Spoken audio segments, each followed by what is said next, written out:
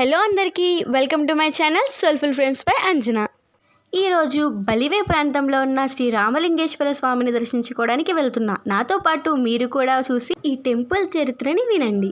ఏలూరు నుంచి బలివే 20 కిలోమీటర్స్ ఉంటుంది. మేము మార్నింగ్ 5:30కి స్టార్ట్ అయ్యామన్నమాట. 6:30 కల్లా అక్కడికి వెళ్ళిపోయాం. ఇక్కడ ఒక ఏరు ఉంటుంది, దాన్ని తమ్మిలేరు అంటారు. దీంట్లోనే స్నానం చేసి శివరాత్రి టైంలో పితృదేవతలకు స్వయం పాకాలు పిండ ప్రదానాలు చేస్తారు. ఇంకా టెంపుల్కి వచ్చేసాం. మార్నింగ్ వెళ్ళడం వల్ల కొంచెం టెంపుల్ ఖాళీగా ఉంది.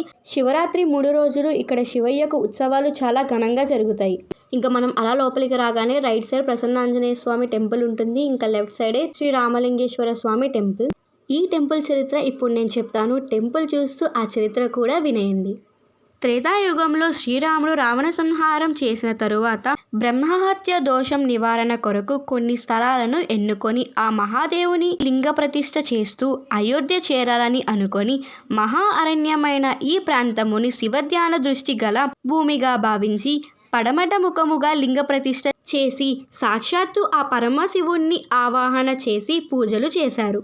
ఆ దశరథుని కుమారుడు అయిన శ్రీరాముడిచే ఈ లింగం ప్రతిష్ఠ జరిగింది కాబట్టి ఇక్కడున్న శివయ్య శ్రీరామలింగేశ్వర స్వామిగా ప్రసిద్ధి చెందారు. ఇంకా టెంపుల్లోకి వెళ్ళగానే ఇక్కడ శివపార్వతులు ఉన్నారు. నేనైతే మెయిన్ శివలింగాన్ని తీయలేదు, రెస్ట్రిక్షన్ ఉందేమో అని తీయలేదు. ఇంకా బయటికి రాగానే ఇక్కడ శివయ్య ఉంటారనమాట. ఇక్కడ మనం అభిషేకం చేసుకొని కొబ్బరికాయ కొట్టి ఇక్కడ దర్శించుకోవచ్చు. బయట అభిషేకం చేసే శివయ్య వెనకాల ఇక్కడ స్వామివారి కళ్యాణ వేదిక కూడా ఉంటుంది. ఈ టెంపుల్ చరిత్ర ఇంకా అవ్వలేదు, చెప్తాను. 12వ శతాబ్దంలో కాకతీయులు పాలించినప్పుడు ఈ ఆలయాన్ని పునర్నిర్మాణం చేశారు. శివయ్య టెంపుల్ పక్కన ఇక్కడ పార్వతీదేవి అవతారమైన రాజరాజేశ్వరి దేవి కూడా దర్శనమిస్తారు. శివయ్య ఎక్కడుంటే అక్కడ పార్వతీదేవి ఉంటారు కదా. ఈ రామలింగేశ్వర స్వామిని బలివే రామలింగేశ్వర స్వామి లేదా బలే రామలింగేశ్వర స్వామి అని కూడా పిలుస్తారు. ఎందుకంటే పూర్వం ఈ ప్రాంతాన్ని ప్రహ్లాదుని మనవడు విరోచన కుమారుడు అయిన బలిచక్రవర్తి పాలించారని నమ్మకం.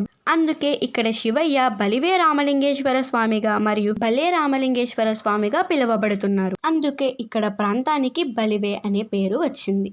ఈ ప్రాంతం దక్షిణ కాశీగా కూడా ప్రసిద్ధి చెందింది. ప్రతి కార్తీక మాసం ఇంకా శివరాత్రి ఇక్కడ చాలా ఘనంగా జరుపుతారు.